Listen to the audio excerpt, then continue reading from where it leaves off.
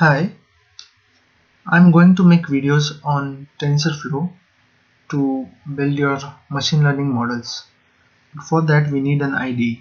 So we are going to use Jupyter Notebooks. So reason behind using Jupyter Notebook is that it is a browser IDE. It will be much faster than any other Python IDE. So just we'll start by launching a Jupyter IDE. So there are multiple ways to launch a Jupyter IDE, but we'll see a couple of them. We'll start by the Jupyter Notebook. Google new Jupyter Notebook. The first site, Jupyter ORG, is the official site of the Jupyter Notebook. When you hit it and enter on the home page of the Jupyter Notebook, you scroll a little down, it shows the two buttons: try it in your browser and install Jupyter Lab. I guess try it in your browser is the easiest way because it will provide us some hosted environment to try and install Jupyter Lab. Will install it in your local system and it will take some time to launch. So there are some 6 options to launch a Jupyter Notebook. It also supports Ruby, R, C++, Jupyter Lab and Classic Notebook. We'll go with the first option, which says it runs on IPython kernel. After clicking in the try Classic Notebook, I guess it will launch now. So it says thanks to Google Cloud and OVH for sponsoring our computers. So at the back end, the Google Cloud machines are supporting this IPython kernel to run this Jupyter Notebook. It's still launching. We can see this progress circle. I guess we have to wait a bit. So you can see, so the Google Cloud computers are hosting it from the back end. So you have to do nothing on your local system. So it has launched the Jupyter Notebook. It says the Python 3 notebook. It has a simple menu. Say file, new notebook, and Python 3. It will open a new Jupyter Notebook using Python 3 IPython kernel. So this is our Jupyter Notebook page. Here you can test it by saying simple command in Python. Here's the run button to run this cell. So the addition is 8. It runs. The second way we'll see is using Google Colab. We'll just Google it, Google Colab. Yes, go to the first site, which says colab.research.google.com. This will be similar as Jupyter Python notebooks. A little difference, I guess, in the view. Yes, so this is the home page, and I guess we have to sign in. Yes, we have to sign in to use it. The difference between this Jupyter Notebook is that you can save this notebook as IPython notebook on your see, it has saved this notebook on your local system, and on the Google Colab it will save this notebook into your Google Drive. So when I say Python, new Python 3 notebook, it will ask me for signing in into my Gmail Google account. Yes, say okay, just log into your Google account with your Google ID.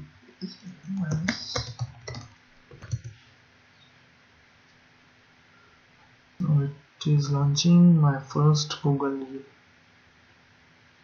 Jupyter Notebook. Okay, everything is similar. We can see a cell here, cell similar to this. The command to run is over on the top, but in the Google Colab the command to run is here. So this is code text. I say same as 5 plus 3 and I'll say run here. Or before running it, we need to allocate some host machine for it. So it has automatically allocated some machine, has given some RAM and disk. So it says you have total 12 GB of RAM and 48 GB of disk space to use. Good. So we can see this is powered by the Google Cloud machines. It will be much faster than your local systems. If you have more powerful than Google Clouds, then yes, your local systems are faster. Then I can say yes. We'll just test some method. So it will add two numbers it will return the sum 1 plus 1 2. I say run this cell. Again, to test it, I can say add 11 and 89. Say run this cell. Okay, it has written me the sum of 11 and 89. So 11 plus 89 is 100. Yes. Okay. The third way is to launch the Jupyter Notebook using Anaconda. Anaconda is again IDE for Python. Just Google it, download it for your Windows, Mac or Linux system. So when you go to the home page of the Anaconda, go to this download button, and here you can see it supports the Jupyter Notebook. Here you can download it and install it. I have already installed it, so I'll just go to Anaconda prompt. I have installed it on my machine. It will take us but to initialize the prompt. Yes, and just to launch the Jupyter Notebook from my local machine, I have to say Jupyter Notebook into the command prompt. Hit enter. So it will now you up the Python kernel, and it will redirect to your browser localhost 888888 port. And yes, as you can see, it is HTTP localhost 8888. So mine is Microsoft Edge as the default browser, so it has here, and here again you have to say new Python 3 notebook. This will be similar to the Jupyter Notebook which we saw here. This thing similar view you can see here. Okay, see, again we can test it here. 5 plus 3, and we'll say run.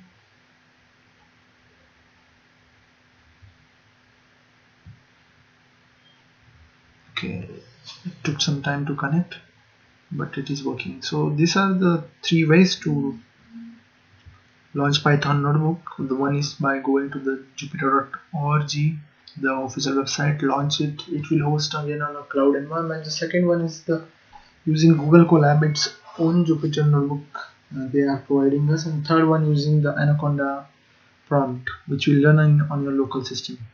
There also you can save it, but these details we'll see in the next video, where I'm going to explore the Jupyter notebook, how to write code, how to do documentation in it, and again we'll see how to train and build your machine learning models after we are all set with this Jupyter notebook. Thank you.